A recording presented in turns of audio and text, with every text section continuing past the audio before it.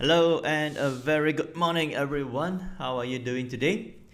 Welcome back to today's Market Outlook. My name is Edmund. So I hope that everyone had a good weekend and had a very good rest over the Saturday and Sunday. So last week was a good week for me and I believe for most traders. And for this week, we are going to be having some excitement also as early as today, leading up to tomorrow's Purchasing Managers Index set of economic data. So let us get started with today. Today is a beautiful Monday, 22nd of June 2020. As early as this morning at 7 a.m. local Singapore and Malaysia time, Royal Bank of Australia Governor Mr. Philip Lowe was speaking, and it happened at 7 a.m. this morning. However, his comments were I would say pretty standard. Didn't really impact the Aussie dollar much. So just quick look at the Australian dollar. Okay, so the announcement was made at 7 a.m. this morning. Okay, so as we can see, the Australian dollar reacted by moving upwards. This morning was at about 0.6811, and as the governor spoke, so far Australian dollar has strengthened by about 50 pips. Okay, so looking slightly at the bigger picture, the Aussie dollar touched a high, okay, back on the 10 of June, okay, a high of 0.7063, and since that high it has come down about 250 pips to the current levels.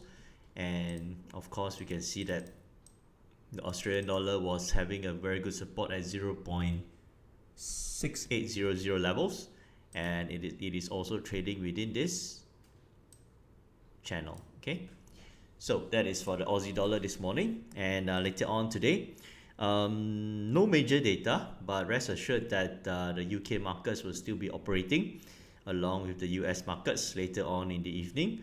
So at 6 p.m. we will be having the industrial order expectations from the UK. This will be the report compiled by the Confederation of British Industries. So this will be released at 6 p.m. Moving towards 9 p.m. Local Singapore and Malaysia time, China will be releasing their conference board leading index numbers. Again, should not be having a major impact on the renminbi or even on gold prices. And towards 10 p.m. we will be having the Eurozone consumer confidence numbers, and also at 10 p.m. but this time from the US, we will be having existing home sales numbers. Okay. The final major event of for today, for Monday, would be Bank of Canada. The new governor for Bank of Canada, Mr. Tiff Macklem, okay, will be speaking at 11 p.m. So if you are trading the Canadian dollar or to a certain extent oil prices, watch out for his comments at 11 p.m. But markets could move as early as 9 p.m. Okay, so these are the set of events which are coming up today, and it's also reflected on the economic calendar. Okay, so tomorrow's economic calendar will be more interesting, and it should also have a certain impact on the movements and momentum of currencies such as the euro dollar, the UK pound, and of course to a certain extent gold prices. Okay, so other major data or events which happened over the last I would say 72 hours since Saturday until now. First of all, last Friday, the US dollar showed us that it continued its bullish trend, so it strengthened not by much, okay, but it was still continuing its bullish movement ever since last Thursday, 11th of June. Okay, so last Thursday. Okay, and of course we can see that the US dollar ever since last week, the 16th of June onwards, has also been strengthening. Okay, it's been still on a bullish run. Okay, retracement or recovery.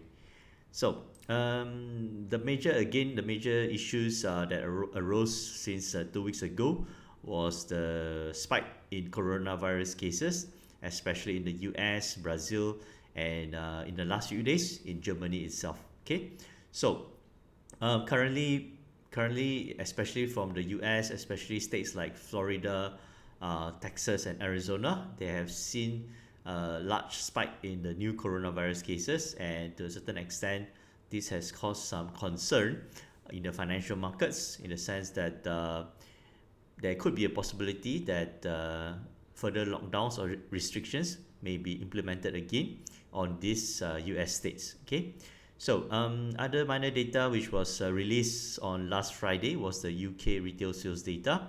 The numbers came in at positive plus an improvement of 12% for the month of May versus an 18% plunge in the month of April. And of course, this 12% reading, which was announced last Friday at 2 p.m., I believe. Let's have a look.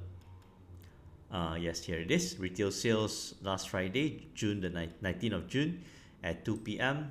The numbers came in at 12%, which was better than market expectations of 6.3%. Okay, so this was the news and this was the result. Again, don't blindly trade based on the result. As you can see, the data was positive, above market expectations, and based on theory, the UK pound should be strengthening. Okay, however, when we look at the UK pound last Friday, before the news was announced at 2 p.m., the markets was pretty quiet, and it was still hovering around, and just at about 2 p.m., which was here, 900 hours, 9 plus 5 is 14, which is 2 p.m. At the moment the data was announced, retail sales was better than market expectations. Number one, again, you don't see the UK pound strengthening. Instead, you see the UK pound coming down to test the support again. So it moved down about 32 pips, and then after that, it started to break down. Okay, so the UK pound from about 3 p.m. onwards until the US trading session, it moved down about 100 pips. Okay, so yeah, so we'll get into the technical analysis shortly in part 2. Let's just wrap up the news and events analysis. So that was the data from the United Kingdom last Friday. So, and also consumer confidence also improved to negative 30 from negative 36 in the month of May. Again, the main highlight or the main focus will be on the coronavirus pandemic.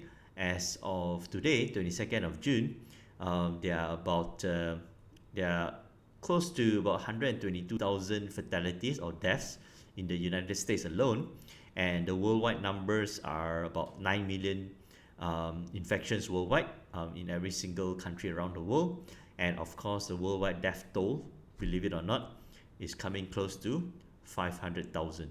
Okay, I know that most of us are, especially if you're in certain countries like Vietnam, Malaysia, or Singapore, the situation is largely under control for the moment, and most of us would have forgotten that the pandemic is still ongoing, and it is still growing in terms of the number of cases and also in terms of the number of fatalities. So always be cautious, don't let your guard down.